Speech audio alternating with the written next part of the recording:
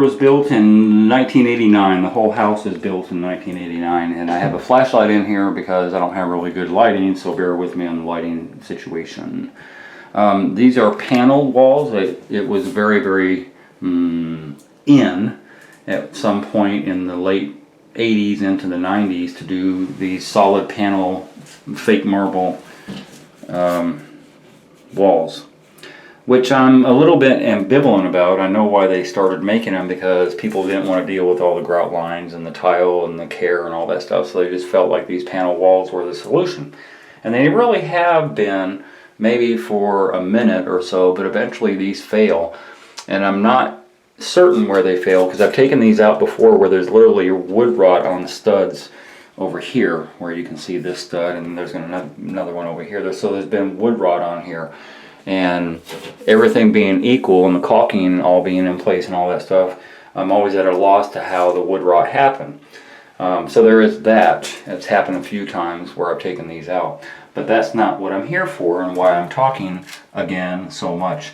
This is a bit of an oddity. They have a cove-based ceramic tile, because they have ceramic tile on their shower floor, which I don't agree with. I have this on my shower floor, and it's going to leak like a sieve, because you're relegated to this builder's grade tile. You're relegated to unsanded grout.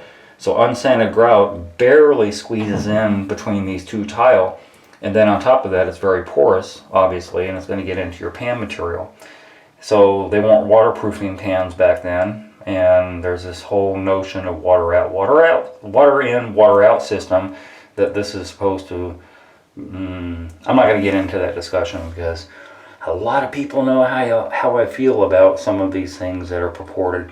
But getting back to specifically why they would have a cove-based tile inside a paneled shower wall is beyond me. There's no reason they couldn't have set this tile all the way up to the edge and then just have the panel sitting on the top of the shower pan tile. It's weird. I haven't seen it before. And obviously there's a lot of mold and mildew. And so you're probably asking yourself, why is there a lot of mold and mildew? Well, you have this material, which is a cement material behind it, with this lathing type of stuff. This is actually shower pan. This is rubber shower pan. So you can see where the remnants of the lathing was at. So they put, there it is, wire lathing. So they put this wire lathing back here, and then they floated out this area here. Why? Well, because this thickness up here, your wallboard, whatever it happens to be up here, and these panels are thicker than this tile is. So they needed to be able to bump out this tile flush with the wall. The only way to do that was, I guess, they didn't want to use Durarock or whatever, so they floated this bottom portion of the wall. And the reason I'm talking about this whole thing, yes, the shower failed from 1989, eventually rotted out somewhere, I don't know. The homeowner started doing the demo on his own, so there's no forensic thing that I can show you. There's a lot of guesswork going on, and my guess is most likely what happened based on my years of experience tearing these things out. What I'm getting at here is the whole notion that if you make it stronger, that it's going to last longer, has to do with floating. And yes, there's a skill level involved in floating cement and floating walls and floating your mortar bed and floating your curb. But the conundrum, the issue that I run into all the time is there's not a way to separate these material. Obviously, they didn't separate your mortar bed material with your wall material. The separation was only done by virtue of tile and grout, which is going to fail. Fail meaning that water is going to penetrate into that grout line and into this floated partial wall, and then into your pan, and or wick up your pan and into your floated wall and then cause mold and mildew, which is what we have going on.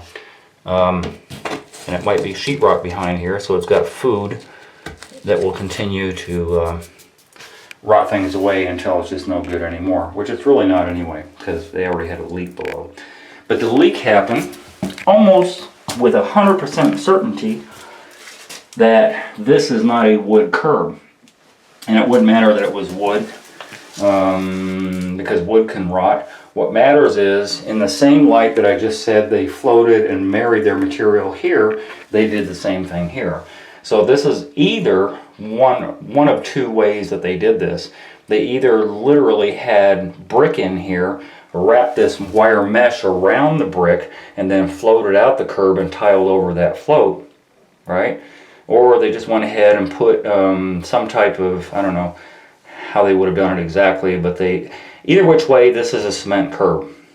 I'm almost concerned beyond a doubt that this is a cement curb, only based on what they did here. So what happens in that same light that I was telling you about water wicking from your pan material up to your wall material, it's also wicking into this curb material. There's nothing that you can do to stop this if you're marrying these two products together. So that same water that's getting your pan material, forget that they didn't do a pre-slope, because that wouldn't have stopped this from going on. Excess water would have maybe gone into your weep holes. We don't know, and we're not going to talk about that. Either which way, your pan is 100% saturated 100% of the time, and that water will wick up the dry spot, which is here, saturate this whole curb area, and then into your floor. And the floor is wood below here, and so there's probably some wood rot right outside of here as well. But 100% sure that this whole thing has been saturated to death and has ruined the subfloor behind here. We can't see it here, but I guarantee you when all the rest of this material is taken out, you'll be able to almost put your hand through the floor. Because from 1989 going forward, all this material has gotten saturated over and over and over and over again. And this OSB cannot withstand that length of time to be saturated without having some type of issue. And it did, and it's going to. And it would have been worse. Had they not discovered a leak and started tearing this out, something else would have failed in here. Sometimes I've gone on floors where not only is the floor rotted outside of the shower, but the joining 2x4s are rotted here to the left and the right. Sometimes it has to do with water penetration to the left and right corner, but in this case, that's almost incidental.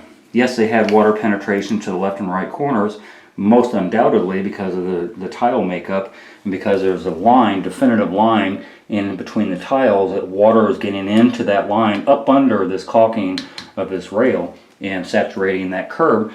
But we're getting back to the same issue again. The curb is saturated from within or from without. And in this case, both from within and from without, getting into the floor is rotting out, and then they have a leak downstairs. Right? So yes, true enough, it took 25, 30 years for it to happen, but it's going to happen. Unless you can unmarry these material, where you're not combining all your float together and have a curb that's going to fail. Ooh, it's a brick curb, so that's much better than wood. That's not true. Don't get hoodwinked into believing that. Separate your material. When I build a shower pan, my material, my wall material and my curb material never touches the floor. That's how you prevent transference of moisture and water, so that you won't run into this problem. Had they done that one thing, had they waterproofed everything, sure, all this is innocuous. But had they done the one thing of not marrying the material together, I wouldn't be here now doing this video. But I want to give a heads up about, different type of construction methods, and this is one that I don't agree with. Because it was done right doesn't mean it was done right. And that's not an oxymoron, or I'm not being funny about it. This is the right way to do things back in the day. But as we find discoveries of how things are failing, you see, then we figure out, that wasn't really right at all. Because it lasted so long is wonderful, I give them that. But that they're having a problem 35 years later does not make this a good build. And so that's my take on cement material. And specifically, I came in here because knowing the full well this is a cement curb, and that's part and parcel to the problem they had with their shower pan. It's my take that their shower pan did not fail. 35 years later, their shower pan material and all that stuff did not fail. The transference of moisture and water into their wall and their curb is what the failure is. And that's the whole point of what I just prefaced all of this with and telling you about it. Hopefully you get something out of it. I don't know. I like to show forensic studies of things, to show what I say on my videos, to back it up with proof rather than just saying it. Hey, if you enjoyed that video and you learned something, consider being a Patreon member. $5, $10, $15 a month would help me greatly produce more videos. I make nothing from YouTube at all. If you're going to call me for advice, please donate $50 for 30 minutes. My link to my PayPal and my Patreon account is down below. And if you haven't already, hit the subscribe button and hit the bell so you get immediate notifications as soon as I post videos. And thank you very much for your support.